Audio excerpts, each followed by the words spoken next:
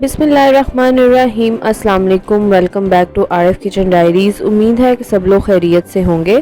आज हम बनाने जा रहे हैं chili garlic sauce. Chili garlic sauce आप लोग बहुत ही शौक़ से खाते हैं, बाज़ार से हम रेडीमेड लेते हैं और डिफरेंट चीज़ों के साथ हम इसको यूज़ करते हैं। तो आज मैं आपको घर पे ये बनाना बताऊंगी, क्योंकि ईद भी आ रही है। बड़ी ईद पर आप डिफरेंट तरह के खाने बनाते हैं, बहुत चटपटे किस्म के खाने बनते हैं और चिली गार्लिक सॉस तो है इन खानों के साथ बहुत ज़्यादा इस्तेमाल होती है, स्पेशली बारबेक्यू के साथ।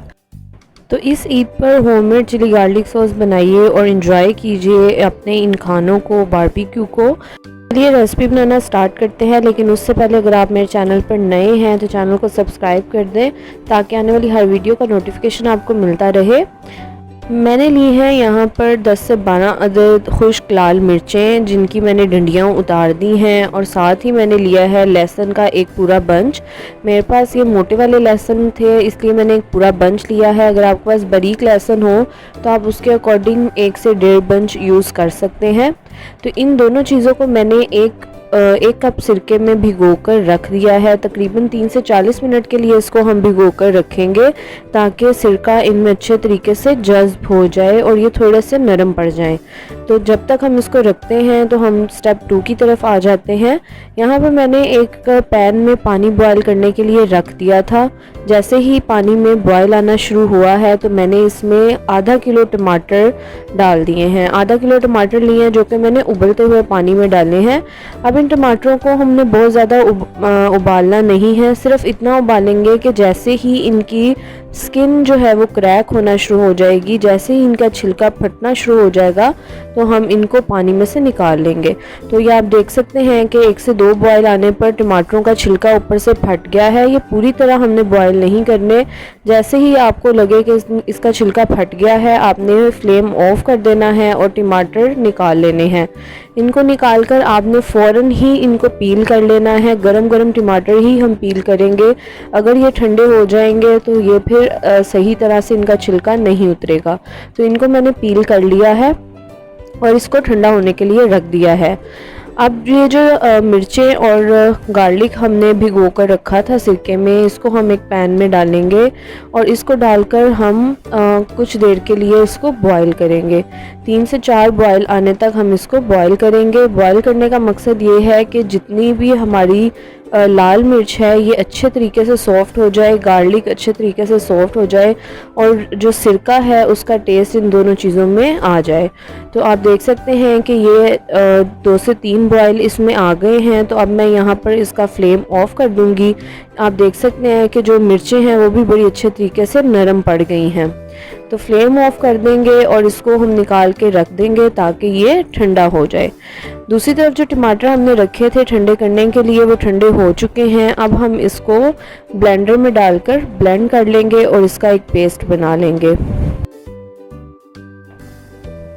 अगर आपको वीडियो पसंद आई हो तो वीडियो को लाइक कर दें, शेयर कर दें, चैनल को सब्सक्राइब कर दें। ये आपकी तरफ से हमारे लिए एप्रिसिएशन होती है जो कि हमें काम करने के लिए मोटिवेट करती है।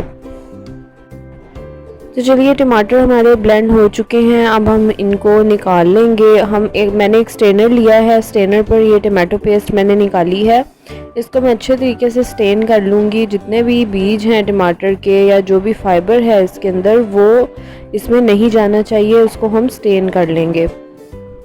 इसको हम बहुत अच्छे तरीके से स्टेन करेंगे। स्टेन करने में थोड़ा सा टाइम लगेगा, लेकिन हमने कोई भी बीज या कोई भी इसका फाइबर जो है वो नहीं रहने देना। तो यहाँ पर आप देख सकते हैं कि जितना भी पल्प है वो मैंने सेपरेट कर लिया है और इसमें जितने भी बीज और फाइबर था टमाटर का वो सारा हमारी स्ट्रेनर के ऊपर रह गया है।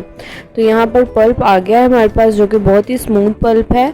अब यहाँ पर जो हमने रेड चिली और गार्लिक को सिरके में भिगोया था और फिर उसको बॉईल किया था, ये ठंडा हो चुका है। इसको मैं ब्लेंडर में डालूंगी और ब्लेंड कर लूँगी।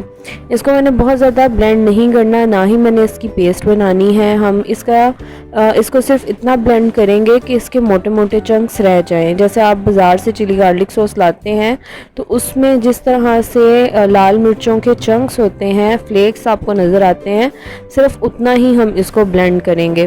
तो यहाँ पर इसको मैं ब्लेंड कर रही हूँ। मैंने अपने ब्लेंडर का जो क्रश वाला ऑप्शन है मैं वो यूज़ करूँगी। उस बटन को प्रेस करते हुए मैं इसको ब्लेंड करूँगी, बल्कि क्रश करूँगी और मोटा मोटा रहने दूँगी।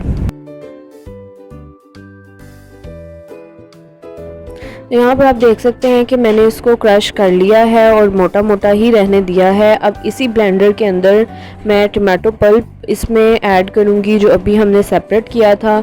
इसको ऐड करके हम ब्लेंडर बहुत ज़्यादा नहीं चलाएंगे, सिर्फ एक राउंड देंगे ब्लेंडर को और ये पेस्ट हम निकाल लेंगे।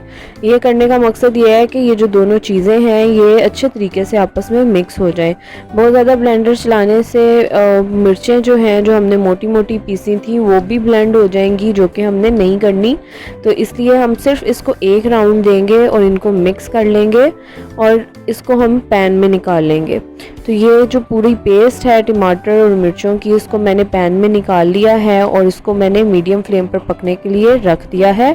मीडियम फ्लेम पर हम इसको थोड़ा सा पकाएंगे। जैसे ही इसमें एक बॉयल आएगा तो इसमें हम ऐड कर रहे हैं गुड़ ऐड करेंगे तकरीबन 100 ग्राम। ये अभी मैं 100 ग्राम इसमें ऐड कर रही हूँ, बाद में मैं इसको टेस्ट करूँगी। अगर ज़रूरत पेश आई तो थोड़ा सा मैं और भी ऐड कर दूँगी।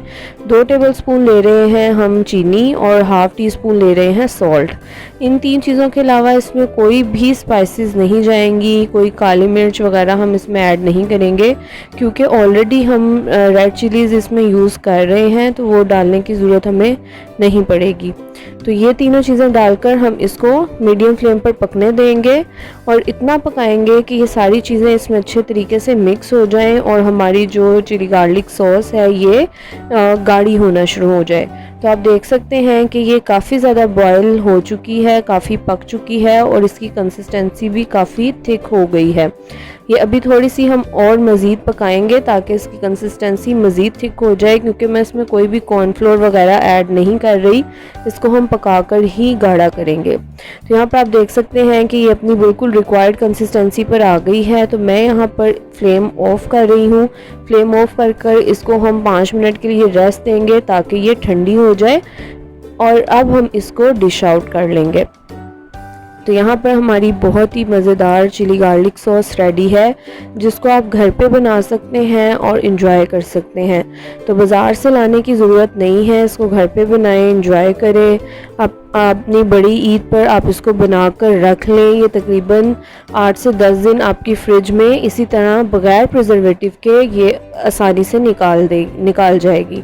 तो इसको बारबेक्यू के साथ सर्व करें, टिक्कों के साथ सर्व करें और इसको एंजॉय करें। अगर आपको वीडियो पसंद आई हो तो वीडियो को लाइक और शेयर लाजमी करें। चैनल को सब्सक्राइब नहीं किया तो सब्सक्राइब कर दें ताकि आने वाली हर वीडियो का नोटिफिकेशन आपको मिलता रहे। अपना फीडबैक आप हमें फेसबुक और इंस्टाग्राम पर दे सकते हैं। फेसबुक और इंस्टाग्राम का लिंक डिस्क्रिप्शन बॉक्स में मौजूद है। इसी के साथ इजाज़त दें, मिलते हैं किसी नई वीडियो के साथ, एक नई रेसिपी के साथ। अपना बहुत सारा ख्याल रखें। अल्लाह हाफिज़।